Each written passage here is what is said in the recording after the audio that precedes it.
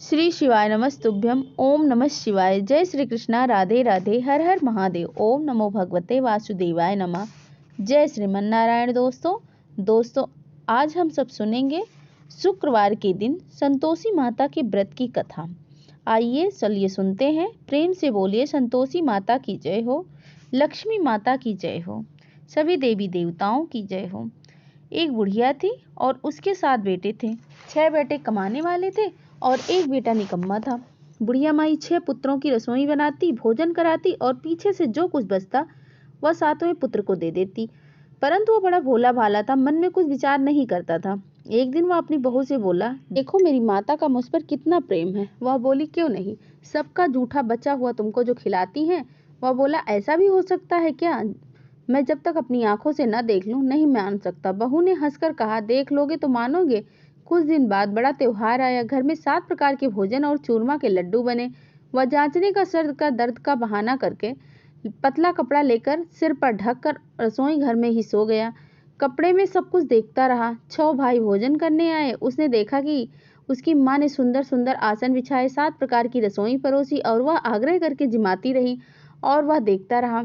6 भाई भोजन करके उठे तब माँ ने उनकी जूठी थालियों में से लड्डुओं के टुकड़े को उठाया और एक लड्डू बनाया। जूठा साफ करके बुढ़िया माई ने पुकारा, उठ बेटा, 6 भाई भोजन कर गए, अब तू ही बाकी है। बेटा उठ जा, कब खाएगा? वह कहने लगा, माँ मुझे भोजन नहीं करना है, मैं परदेश जा रहा हूँ। माता ने कहा, कल का जाता है तो आज ही चला जा। वह बोला, हाँ हाँ आज ही जा रहा हूँ। यह कहकर वह घर से निकलकर चलते समय उसे अपनी बहू की याद आई। वह गौशाले में कंडे थाप रही थी। वह वहां उससे जाकर बोला, मेरे पास तो कुछ भी नहीं है, यह अंगूठी है सो ले लो, अपनी कुछ निशानी मुझे दे दो। वह बोली कि मेरे पास तो कुछ भी नहीं, यह गोबर भरा हाथ है। यह कहकर उसकी पीठ में गोबर के हाथ से थाप मार देती है और वह चल देता है। चलते चलते दूर देश में पहुंचा। वहां पर एक साहूकार की दुकान थी। वहां जाकर बोला, भाई मुझे नौकरी पर रख लो। साहूकार को नौकर की जरूरत थी। साहूकार उससे बोला, तू नौकरी पर रह जा। लड़की ने बोला, तनख्वाह क्या दोगे? साहूकार ने कहा, काम देखकर दाम मिलेगा। साहूकार की नौकरी उसे मिल गई। वह सवेरे 6 बजे से रात्रि 12 बजे तक नौकरी करता। कुछ दिनों में दुकान का लेन देन, हिसाब किताब, ग्राहकों को माल बेचना, सारा काम करने लगा। साहूकार के 7-8 नौकर थे। वह सब चक्कर खाने लगे कि यह नौकर बहुत होशियार बन रहा है। सेठ ने भी काम देखा और 3 महीने के अंदर ही उसे मुनाफे का साझेदार बना दिया। 12 वर्ष में ही वह नामी सेठ बन गया। मालिक सारा कारोबार उस पर छोड़कर बाहर चला गया। अब बहू पर क्या बीती सुनो। सास ससुर उसे दुख देने लगे। सारी गृहस्थी का काम करा के उसे लकड़ी लेने जंगल को भेजते और इसी बीच घर की रोटियों के आटे से जो भूसी निकलती उसकी रोटी बनाकर रख दी जाती और फूटे नारियल के नरेले में पानी। इस तरह दिन बीतते गए। एक दिन वह लकड़ी लेने जा रही थी कि रास्ते में बहुत सी स्त्रियां संतोषी माता का व्रत करती दिखाई दी। वह वहां पर ही होकर कहने लगी, बहनों यह तुम क्या, किस देवता की पूजा कर रही हो? इसके करने से क्या फल होता है? इस व्रत के करने की क्या विधि है? यदि तुम अपने इस व्रत का विधान मुझे समझा दोगी तो मैं तुम्हारा बड़ा एहसान मानूंगी। तब उनमें से एक स्त्री बोली, सुनो, यह संतोषी माता का व्रत है। इसके करने से निर्धनता, दरिद्रता का नाश होता है, लक्ष्मी आती है, मन की चिंताएं दूर होती है, घर में सुख समृद्धि आती है और प्रसन्नता मिलती है और शांति मिलती है।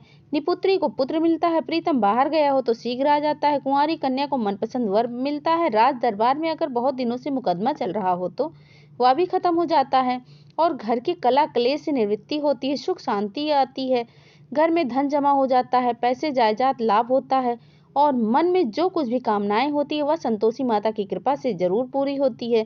स्त्री कहने लगी, 1.25 आने का गुड़ चना लेना, इच्छा हो तो 5.25 आने का लेना या 1 रुपए का सहूलियत के हिसाब से अपने ले लेना।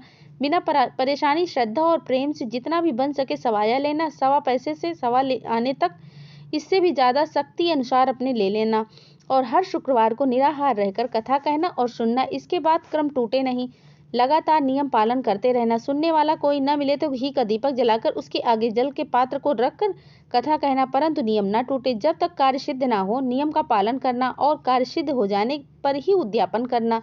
3 मास में माता फल अवश्य ही देती हैं। यदि किसी के ग्रह खोटे हों तो उसे 1 वर्ष में अवश्य ही कार्य उसका सिद्ध कर देती हैं। उद्यापन कार्य सिद्ध करने के बाद ही करना, बीच में उद्यापन नहीं करना चाहिए। उद्यापन में 2.5 सेर आटे का खाजा तथा इसी अनुसार खीर तथा चने का साग बनाना, 8 लड़कों को भोजन कराना और जहां तक मिले देवर जेठ भाई बंधु कुटुंब के लड़के लेना और ना मिले तो रिश्तेदारों और पड़ोसियों के लड़के बुलाना, उन्हें भोजन कराकर यथाशक्ति दक्षिणा देना और माता का नियम पूरा करना। उस दिन घर में कोई खटाई नहीं बनाना।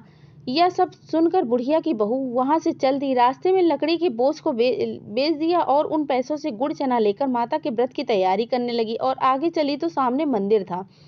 यह सुनकर माता के मंदिर में जाकर माता के चरणों में लेट गई और उसके बाद माँ से विनती करने लगी कि हे माँ, मैं निपट मूर्ख हूँ, व्रत के नियम कुछ नहीं जानती, मैं बहुत दुखी हूँ। हे माता जगत जननी, मेरा दुख दूर करो, मैं आपकी शरण में आई हूँ। माता को दया आई। एक शुक्रवार बीता कि दूसरे शुक्रवार को ही इसके पति का पत्र आया और तीसरे शुक्रवार को उसका भेजा हुआ पैसा भी आ गया। और यह सब देखकर जेठानियां मुंह सिकोड़ने लगी। इतने दिनों में इतना पैसा आया, इसमें क्या बड़ी बात है। लड़के ताने देने लगे कि काकी के पास तो अब पत्र आने लगे, रुपए आने लगे, अब तो काकी की खातिरदारी भी बढ़ जाएगी, अब तो काकी बुलाने से भी नहीं बोलेगी। बेचारी सरलता से कहती है, भैया पत्र आएगा, रुपया आएगा तो हम सबके लिए अच्छा है। ऐसा कहकर आंखों में आंसू भरकर संतोषी माता के मंदिर में आकर मातेश्वरी के चरणों में गिरकर रोने लगी। माँ, मैंने तुमसे पैसा नहीं मांगा था, मुझे पैसे से क्या काम है, मुझे तो अपने सुहाग से काम है, मैं तो अपने स्वामी के दर्शन और सेवा मांगती हूँ। तब माता ने प्रसन्न होकर कहा, जा बेटी, तेरा स्वामी अवश्य ही आएगा। यह सुनकर खुशी से वह बावली होकर घर जाकर काम करने लगी। अब संतोषी माता विचार करने लगी कि इस भोली पुत्री को मैंने बोल तो दिया है कि तेरा पति आएगा, कहाँ से आएगा, वह तो इसे सपने में भी याद नहीं करता है, इसे याद दिलाने तो मुझे ही जाना पड़ेगा। इस तरह माता उस बुढ़िया के बेटे के पास जाकर स्वप्न में प्रकट होकर कहने लगी, साहूकार के बेटे, सोता है या जागता है? वह कहता है, मैं ना सोता हूँ न मैं जागता हूँ, बीच में ही हूँ, कहो क्या आज्ञा है। माँ कहने लगी, तेरे घर बार है या नहीं? वह बोला, मेरे पास सब कुछ है, माता है, बाप है, भाई है, बहन है, बहू है, क्या कमी है? माँ बोली, पुत्र, तेरी घरवाली घोर कष्ट उठा रही है, तेरे माँ बाप बहुत उसे कष्ट दे रहे हैं, वह तेरे लिए तरस रही है, तू उसकी सुध क्यों नहीं लेता? वह बोला, हाँ माता, मुझे सब मालूम है, परंतु जाऊं कैसे? परदेश की बात है, लेन देन का कोई हिसाब नहीं है, कोई जाने का रास्ता नजर नहीं आता है, कैसे चला जाऊं? माँ कहने लगी, मेरी बात मान, सवेरे नहा धोकर संतोषी माता का नाम लेकर घी का दीपक जलाकर दंडवत कर दुकान पर बैठ जाना। देखते ही देखते तेरा लेन देन चुक जाएगा, जमा माल बिक जाएगा, सांझ होते होते धन का ढेर लग जाएगा। अब तो वह बहुत सवेरे ही जल्दी उठकर मित्र बंधुओं से अपने सपने की बात कहता है। वह सब उसकी बात सुनकर खिल्ली उड़ाने लगते हैं, कहीं सपने की भी बात सच होती है। तब एक बूढ़ा बोला, देख भाई, मेरी बात मान, इस तरह सच झूठ कहने के बदले देवता ने जैसा कहा है वैसा ही कर डाल, तेरा क्या जाता है। अब बूढ़े की बात मानकर वह नहा धोकर संतोषी माता को दंडवत कर घी का दीपक जलाकर दुकान पर बैठ जाता है। थोड़ी देर में वह क्या देखता है कि देने वाले रुपए लाने लगे और हिसाब देने वाले कोठे में भरे सामानों की खरीदारी नगद में सौदा करने लगे।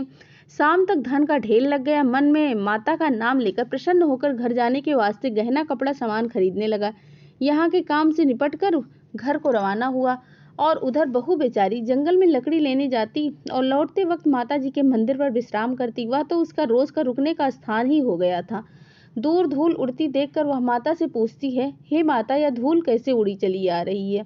तब माँ कहती है कि हे पुत्री, तेरा पति आ रहा है, अब तो ऐसा कर, लकड़ियों के 3 बोझ बना ले, एक नदी के किनारे रख, दूसरा मेरे मंदिर पर और तीसरा अपने सिर पर रख। तेरे पति को लकड़ी का गट्ठर देखकर मोह पैदा होगा, वह यहाँ पर रुकेगा और नाश्ता पानी बनाकर खाकर अपने माँ से मिलने जाएगा। तो तू लकड़ी का बोझ उठाकर जाना और बीच चौक में गट्ठा डालकर 3 आवाजें जोर से लगाना, लो सासू जी, लकड़ियों का गट्ठर लो, भूसी की रोटी दो, नारियल के खोपरे में पानी दो, आज मेहमान कौन आया है? माँ की यह बात सुनकर वह बहुत प्रसन्न होकर कहती है, अच्छा माता। कहकर वह प्रसन्न होकर लकड़ियों के 3 गट्ठर ले लेती है और एक नदी के तट पर, एक माता के मंदिर पर, और इतने में वह मुसाफिर वहां पर आ पहुंचता है। सूखी लकड़ियों को देखकर इच्छा हुई कि अब वह यहीं पर निवास करे और भोजन बनाकर खा पीकर ही गांव जाए। इस प्रकार भोजन बनाकर विश्राम लेकर गांव को गया। उसी समय बहू सिर पर लकड़ी का गट्ठर लिए आती है, उसे आंगन में डालकर जोर से 3 आवाज देती है, लो सासू जी, लकड़ी का गट्ठर लो, भूसी की रोटी दो, नारियल के खोपरे में पानी दो, आज मेहमान कौन आया है? और यह सुनकर उसकी सास अपने दिए हुए कष्टों को भुलाने हेतु कहती है, बहू ऐसा क्यों कहती हो, तेरा मालिक ही तो आया है, आ बैठ, मीठा भात खा, कपड़े गहने पहन। इतने में आवाज सुनकर उसका स्वामी बाहर आता है, अंगूठी देखकर व्याकुल हो जाता है और माँ से पूछता है, माँ यह कौन है? माँ कहती है, बेटा ये तेरी बहू है, आज 12 वर्ष हो गए हैं जब से तू गया है, तब से सारे गांव में जानवर की तरह भटकती फिरती है, काम काज तो घर का कुछ करती नहीं, 4 समय आकर खा जाती है। अब तुझे देखकर भूसी की रोटी और नारियल के खोपरे में पानी मांगती है।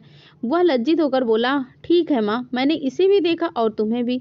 अब मुझे दूसरे घर की चाबी दो, मैं तो उसी में रहूंगा। ठीक है बेटा, ऐसा कहकर वह माँ उसको चाबी का गुच्छा दे देती है। उसने लेकर दूसरे कमरे को खोलकर सारा सामान जमाया और एक दिन में ही राजाओं के जैसे महल बन गया और ठाट बाट बन गया। अब क्या था, वह सुख भोगने लगी।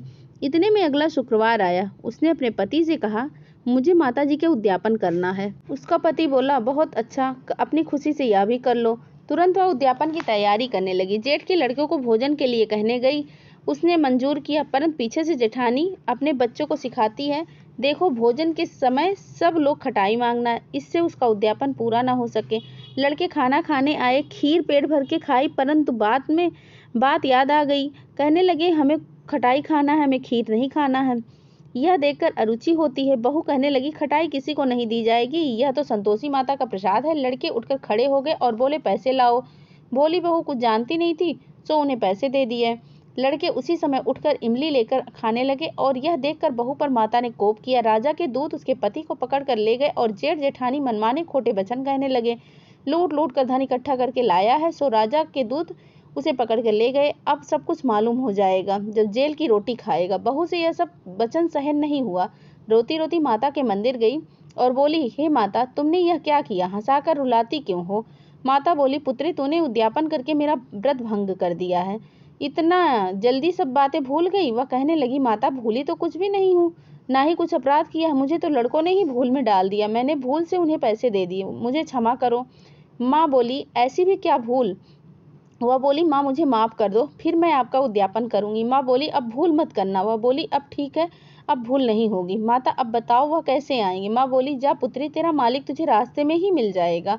वह निकली। रास्ते में पति आता मिला तो उसने पूछा, तुम कहाँ गए थे? तो वह बोला, इतना धन का जो कमाया है उसका टैक्स राजा ने मांगा था, वह भरने गया था। वह प्रसन्न होकर बोली, अच्छा हुआ, अब घर चलो। कुछ दिन बाद फिर शुक्रवार आया तो वह बोली, मुझे माता का उद्यापन करना है। पति ने कहा, हाँ कर लो। वह फिर जेठ के लड़कों को भोजन करने के लिए बुलाने गई। जेठानी ने 2 बातें सुनाई और लड़कों को सिखा दिया कि तुम पहले की जैसे ही खटाई मांग लेना। लड़के कहने लगे, खीर खाना हमें नहीं भाता, कुछ खटाई खाने को दो। तो बहू बोली, खटाई खाने को नहीं मिलेगी, खाना हो तो खाओ। यह कहकर ब्राह्मणों के लड़कों को बुलाकर और भोजन कराई और यथाशक्ति दक्षिणा की जगह एक एक फल उन्हें दे दिया। इससे संतोषी माता प्रसन्न हुई। माता की कृपा से 9वें मास उसको चंद्रमा के समान सुंदर पुत्र प्राप्त हुआ। वह पुत्र को लेकर प्रतिदिन माता के मंदिर जाने लगी। माँ ने सोचा कि यह रोज हमारे घर आती है, आज क्यों ना मैं इसके घर चलूं, इसका आसरा देख लूं। यह विचार कर माता ने भयानक रूप बनाकर गुड़ और चने से सना मुख, ऊपर से सूंड के समान ओट, उस पर मक्खियां भिनभिना रही थी। दहलीज पर पैर रखते ही उसकी सास चिल्लाई, देखो कोई चुड़ैल डाकनी आ रही है, लड़कों इसे भगाओ, नहीं तो ये किसी को खा जाएगी। लड़के डरने लगे, चिल्लाकर खिड़की दरवाजे सब बंद कर दिए। बहू रोशनदान से सब देख रही थी। प्रसन्नता से पागल होकर चिल्लाने लगी कि आज मेरी माता मेरे घर आई है। यह कहकर बच्चे को दूध पिलाने से हटाती हुई इतने में सास का क्रोध फूट गया। वह बोली कि देखो कैसे उतावली हुई चली जा रही, बच्चे को पटक दिया। इतने में माँ के प्रताप से जहाँ देखो लड़के ही लड़के नजर आने लगे। बहू बोली, माँ जी, जिनका व्रत मैं करती हूँ वो संतोषी माता है। इतना कहकर सारे घर के किवाड़ खोल दिए और सब ने माता के चरण पकड़ लिए। विनती कर कहने लगे, हे माता, मैं मूर्ख हूँ, अज्ञानी हूँ, तुम्हारी व्रत की विधि हमें नहीं पता है, तुम्हारा व्रत भंग करके हमने बहुत बड़ा अपराध किया है। माता, बहू को जैसा फल दिया वैसे सबको देना। जो भी यह कथा कहेगा, पढ़ेगा या सुनेगा या दूसरे को भी सुनाएगा, उसके सभी मनोरथ पूर्ण करना। प्रेम से बोलिए, संतोषी माता की जय हो, लक्ष्मी माता की जय हो।